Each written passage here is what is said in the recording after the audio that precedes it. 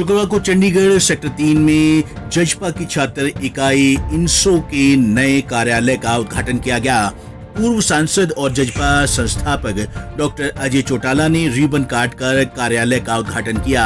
उन्होंने यहां कांग्रेस और इनेलो पर जमकर निशाना साधा और बीजेपी के साथ सत्ता चलाने को लेकर अपने विचार रखे।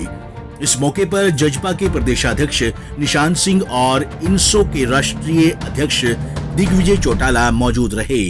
अजय चौटाला ने कहा कि इनसो आने वाले वक्त में भी छात्रों के हित के कदम उठाती रहेगी। पहले भी छात्र हित के लिए इनसो संघर्ष करती रही है। अजय चौटाला ने कहा कि हम बीजेपी के साथ मिलकर बिना किसी दिक्कत के राज चला रहे हैं, तो ऐसे ही बड़ौदा उपचुनाव मिलकर लड़ेंगे। इसको पार कर पाएगा।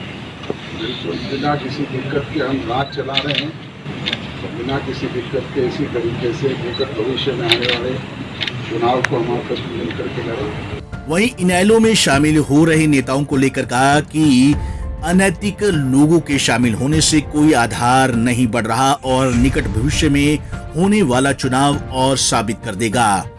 साथ ही कांग्रेस पर निशाना साधते हुए कहा कि कांग्रेस का तो काम ही कमी निकालना है। कांग्रेस कह रही थी कि सरकार नहीं चलेगी और हम बीजेपी के साथ अच्छे से राज चला रहे हैं।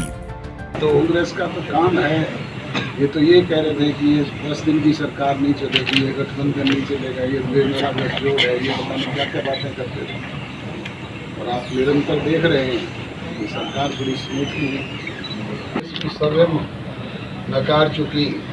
ऐसे नेगलेक्टिव लोग आज संगठन से जुड़ने का काम कर रहे हैं, तो देखने समझ में नहीं आता कि वो कौन सा आधार पड़ रहा है। और निकट भविष्य में होने वाला चुनाव इस बात को और साबित कर देगा। वहीं इनसो के राष्ट्रीय अध्यक्ष दिग्विजय सिंह चौटाला ने कहा कि कोरोना की वजह से छात्र बहुत परेशान हैं और फाइनल ईयर के छात्रों को भी रियायत मिलनी चाहिए, जैसे फर्स्ट और सेकेंड ईयर के छात्रों को मिली है। दिग्विजय ने कहा कि हम इस बात के पक्षधर हैं और सरकार से मांग करते हैं कि एग्जाम नहीं होने चाहिए। लॉकडाउन कब खत्म होता है, कब कोरोना से हमें निजात मिलती है। स्टूडेंट्स बहुत परेशान हैं और मैं तो सरकार को बार बार ये आग्रह कर रहा हूँ कि जो थर्ड ईयर के फाइनल ईयर के स्टूडेंट हैं उनको भी रियायत मिलनी चाहिए जैसे दूसरों को मिली है। और आज हमारी सबसे बड़ी लड़ाई यही है कि स्टूडेंट्स को इस लॉकडाउन में, इस पैंडेमिक में जो दिक्कतें जो वो आ रही हैं, हम सरकार का हिस्सा है, सरकार के साथ मिल करके उनको दूर करें। हम इस बात के पक्षधर हैं कि फाइनल ईयर की एग्जाम भी नहीं होनी चाहिए।